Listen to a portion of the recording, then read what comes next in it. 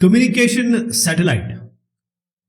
Communication मतलब होता है दूरसंचार और सैटेलाइट का मतलब होता है वो इंस्ट्रूमेंट, वो ऑब्जेक्ट जो अर्थ में ना होकर हमारा जो स्काई है, आसमान है, उसमें रहता है।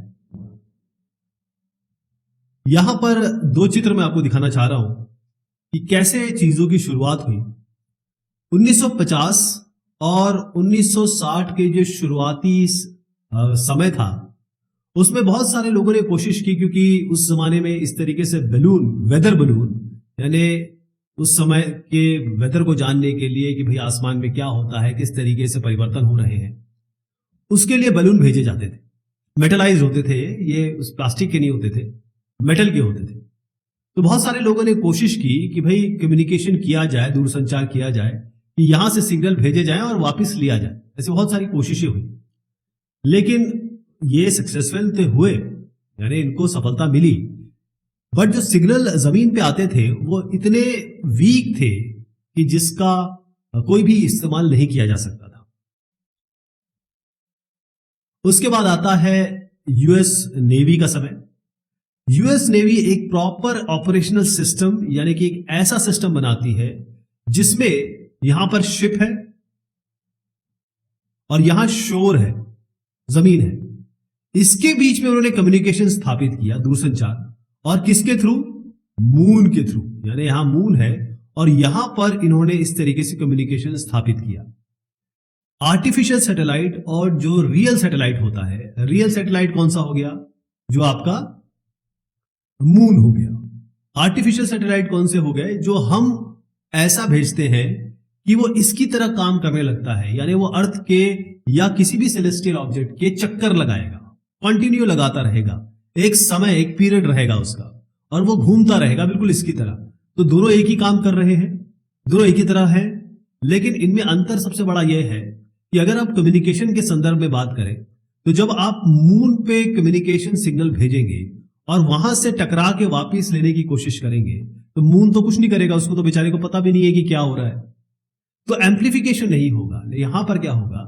जो आर्टिफिशियल सैटेलाइट है, जो मानवकृत सैटेलाइट है, उसमें जब हम कम्युनिकेशन करेंगे तो यहां पर ये सैटेलाइट एक और काम करेगा, बल्कि मल्टीपल काम करता है आजकल। तो ये इस सिग्नल को एम्प्लीफाई करता है, थोड़ा सा बढ़ाता है, एनर्जी बढ़ाता है, इसकी एम्प्लीफिकेशन करता है, फिर वापस भेजता है। इसके अलावा यहां पर डिजिटल इमेज प्रोसेसिंग या डिजिटल सिग्नल प्रोसेसिंग, ऐसे बहुत सारी चीजें इसमें लगा दी गई हैं ताकि और भी फायदा हो जो रिसीविंग स्टेशन है। तो कम्युनिकेशन सैटेलाइट को आप इस तरीके से समझ सकते हैं कि एक बहुत बड़ा माइक्रोवेव रिपीटर लगा है। रिपीटर क्या होता है? रिपीटर आप जानते हैं, माइक्रोवेव, जो जब हम टेरेस्ट्रियल लिंक की बारे में बात करते हैं, तो एक जगह से दूसरी जगह जब हम पॉइंट टू पॉइंट कम्युनिकेशन करते हैं, तो बीच में आपको 50-50 किलोमीटर पे तकरीबन यहां पर आपको रिपीटर लगाने पड़ते हैं, ताकि इसकी जो एनर्जी है वो फेड ना हो, उसको फिर से बढ़ा दिया जाए और कम्युनिकेशन हो जाए। तो आप आसमान में एक बहुत बड़ा माइक्रोवेव रिपीटर रखा है, उस तरीके से इसको सोच सकते हैं। इसमें बहुत सारे ट्रांसपॉन्डर्स होते हैं। ट्रांसपॉन्डर, अब मान लीजिए इतना आपको पोर्शन अलाउ किया गया कि भाई इतनी फ्रीक्वेंसी पोर्शन है, इतना स्पेक्ट्रम है, तो ये जो ट्रांसपॉन्डर क्या करेंगे, हर एक, बहुत सारे ट्रांसपॉन्डर है, तो एक ट्रांसपॉन्डर इस फ्रीक्वेंसी पे सुनता रहेगा, एक इस पे सुनेगा, एक इस पे सुनेगा। ऐसे ट्रांसपॉन्डर्स होते हैं इसमें। इनका काम क्या होता है कि ये सिग्नल को एम्पलीफाई करते हैं, इसकी एनर्जी में संवर्धन करते हैं, क्योंकि इतनी दूरी पे जाते जाते सिग्नल तो वीक हो जाएगा। इस वीक सिग्नल को शक्ति प्रदान करना, ग्लूकोज प्रदान करने का काम इन ट्रांसपॉन्डर्स का होता है। उसके बाद क्या है, जैसे यहां पर आया, इन्होंने इसको एनर्जी प्रदान की और फिर वापस भेजा। लेकिन प्रॉब्लम यह है कि अगर इस फ्रीक्वेंसी में आ रहा है और इसी फ्रीक्वेंसी पे आप भेज रहे हैं, तो इनमें तो इंटरफेरेंस हो जाएगा। हम जानते हैं कि सेम फ्रीक्वेंसी में कंस्ट्रक्टिव इंटरफेरेंस हो सकता है, डिस्ट्रक्टिव इंटरफेरेंस हो सकता है। तो इस इंटरफेरेंस से बचने के लिए जब ये भेजते हैं, तो अगर F1 फ्रीक्वेंसी में अगर ये इनकमिंग या कहे अपलिंक है, तो F2 फ्रीक्वेंसी में डाउनलिंक होगी, या किसी और फ्रीक्वेंसी, मतलब ये फ्रीक्वेंसी नहीं होगी। इसी मोड ऑफ ऑपरेशन को, जो मैंने आपको पूरा तरीका समझाया, इसी को हम कहते हैं बेंट पाइप। क्या कहते हैं? Bent pipe. ये सारा जो तरीका है, इसको बेंट पाइप कहते हैं। अब यहां पर आप क्या करेंगे कि बहुत सारी डिजिटल सिग्नल प्रोसेसिंग, क्योंकि सिग्नल आ रहे हैं, इसके बहुत सारे ऑन बोर्ड, हमने देखा होगा भाई, इमेज प्रोसेसिंग, इमेज हम एम्प्लीफिकेशन करते हैं, इमेज रिस्ट्रक्चरिंग करते हैं, मॉर्फिंग करते हैं, चेंज डिटेक्शन करते हैं, बहुत सारी चीजें इमेज प्रोसेसिंग में हो सकती हैं।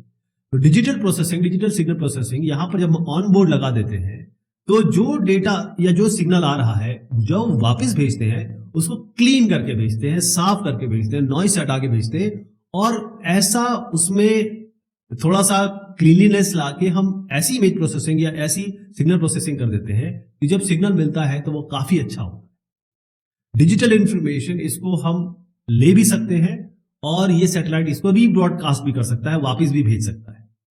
अब जो सिग्नल को रीजनरेट कर दिया, उसका शक्ति संवर्धन कर दिया, उसको रिवाइटल दे दिया आपने, तो इससे इंप्रूवमेंट बढ़ जाता है, परफॉर्मेंस बढ़ जाता है। बैंड पाइप को अगर आप देखें तो बैंड पाइप का मैंने बताया आपको, ये जो डिजिटल प्रोसेसिंग लगा के काम होता है वो ज्यादा बेहतर होता है बैंड पाइप से, क्योंकि यहां पर आपको जब सिग्नल मिल रहा है या फिर सैटेलाइट को जब सिग्नल मिल रहा है तो इसके साथ तो नॉइज भी मिल रही है, नॉइज तो आएगी, वो तो आप बचा ही नहीं सकते, नॉइज तो मिलेगी।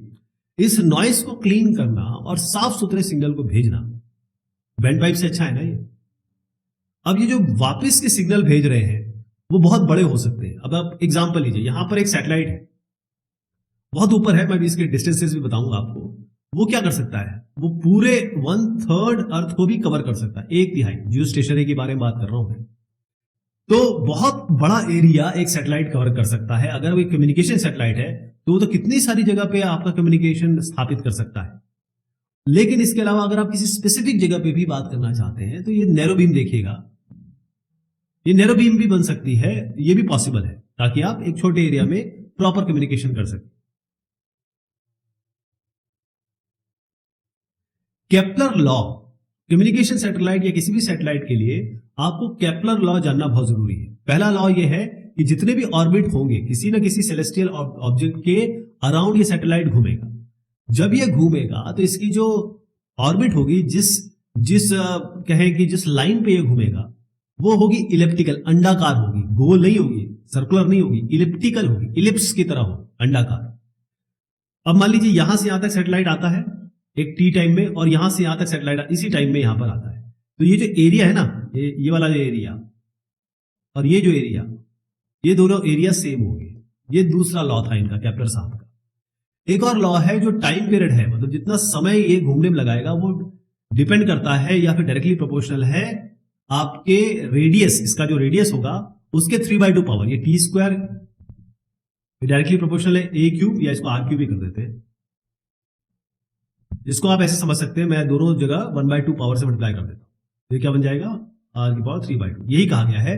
तो केपलर लॉ में जो ऑर्बिटल पीरियड है, जो टाइम पीरियड है सैटेलाइट का, जो घूमने का टाइम है, वो डिपेंड करता है रेडियस, जो इसका जो रेडियस बनाएगा ना, ये दो फोकस बनेंगे, इसमें दो आपके फोकाई बनेंगे, तो इसमें जो रेडियस होगा उसके 3/2 पावर के साथ ये वेरी करता है। इसका मतलब है जितना ज्यादा ऊपर सैटेलाइट होगा उतना ज्यादा टाइम लगाएगा ये अर्थ को पूरा घूमने में। मतलब अगर ये अर्थ है, ये मान लीजिए अर्थ है, तो उसको पूरा घूमने में जो टाइम लगाएगा ये डिपेंड करता है आपने कितनी दूरी पे इस सैटेलाइट को स्थापित किया है। जो लो ऑर्बिट सैटेलाइट्स हैं वो फटाफट चले जाएंगे, यानी कि अगर आप यहां खड़े हैं और ये लो LEO, ये आगे बताऊंगा मैं, लियो, इसको लो अर्थ ऑर्बिट कहते हैं, तो आप देखते रह जाएंगे और 15-20 मिनट में गायब भी हो जाएगा। लेकिन ऐसे सैटेलाइट भी हैं जो आपको हमेशा यही दिखाई देंगे, क्योंकि जो अर्थ घूम रहा है 24 घंटे में, ये भी 24 घंटे में घूम रहे हैं, तो एक तरीके से इफेक्टिवली आपको ये सामने ही दिखाई देंगे, कभी ये गायब ही नहीं होंगे। अगर आप किसी लियो या लो अर्थ ऑब्जर्वेशन सैटेलाइट या लो अर्थ ऑर्बिट में अगर आप सैटेलाइट स्थापित करते हैं तो यहां पर आपको बहुत सारे सैटेलाइट चाहिए होंगे, क्योंकि इसकी कवरेज एरिया भी तो कम हो गई। इसकी देखिए कितनी ज्यादा है कवरेज एरिया। एक तरीके से इसकी आंख देख लीजिए, ये आंख अगर इसकी यहां लगी है तो बड़ा एरिया देख सकता है, इसकी आंख लगी है तो एक छोटा एरिया देख सकता है। तो अगर यहां पर आप LEO में लगाते हैं तो बहुत सारे सैटेलाइट चाहिए होंगे आपको पूरे अर्थ को कवर करने के लिए, कम्युनिकेशन स्थापित करने के लिए। अब आप देखिए जो 36,000 किलोमीटर मैं बता रहा हूं आपको, इसका प्रिसाइज अभी आपको बताऊंगा। ये अभी फिलहाल तो मैं 35,800 बता रहा हूं आपको, इसका एक और प्रिसाइज नंबर बताऊंगा, लेकिन याद रखने के लिए आपको बस 36,000 याद रखना है। ये आपको याद रखने के लिए, क्योंकि इतना प्रिसाइज नंबर जो मैं आपको बताने वाला हूं 35.7 से आएगा, वो उतना याद नहीं रख पाएंगे आप। तो आपको 36,000 किलोमीटर याद रखना है। ये आपके जियो स्टेशनरी सैटेलाइट होते हैं, इनका पीरियड होता है 24 घंटे, क्योंकि ये हमेशा इसका वही टाइम होता है जिसमें अर्थ पूरा घूम जाता है 24 घंटे में। तो ये भी साथ में ही घूम रहा है, तो आपको एकदम स्पेसिफिक ही दिखाई देगा। अब यहां पर मैं एक आपको बात बताऊं कि अगर आप 384,000 कितना हो गया 384,000 किलोमीटर, तो इसका समय कितना होगा, कितना समय लगता है अपने को ये मून को, 1 महीना है ना। तो अगर आप 384,000 किलोमीटर पे अगर सैटेलाइट स्थापित करेंगे तो उसका ऑर्बिटल पीरियड होगा 1 मंथ, जैसे मून का होता है, ये तो हमें पता ही है। जो मून है, चंदा मामा, उनका भी ये समय होता है। यहां पर एक चित्र है, बड़ा गंभीर है और बड़ा समझने का है। सैटेलाइट पीरियड तो मैंने आपको बता दिया कि भाई जितने दूरी पे होगा तो उस हिसाब से चीजें वेरी करेंगे, चाहे आप ऑर्बिटल पीरियड लें, चाहे उसका एरिया ऑफ कवरेज लें। एक और इंपॉर्टेंट बात आती है वैन एलन बेल्ट्स। अब ये क्या होता है, अब इसको समझाता हूं मैं आपको। ये वो एरिया है, ये वो ऐसे एरिया है जो अर्थ के मैग्नेटिक फील्ड, अर्थ की भी तो मैग्नेटिक फील्ड है, उसके अंदर फंसे हुए हैं। अगर अर्थ की मैग्नेटिक फील्ड नहीं होती तो मून कैसे घूम रहा होता अर्थ के अराउंड। अर्थ की जबरदस्त मैग्नेटिक फील्ड है। अगर satellite in Van Allen belts के बीच में आ गया तब क्या होगा, वो तो ध्वस्त हो जाएगा, चकनाचूर हो जाएगा, टूट जाएगा छोटे छोटे पार्टिकल्स में।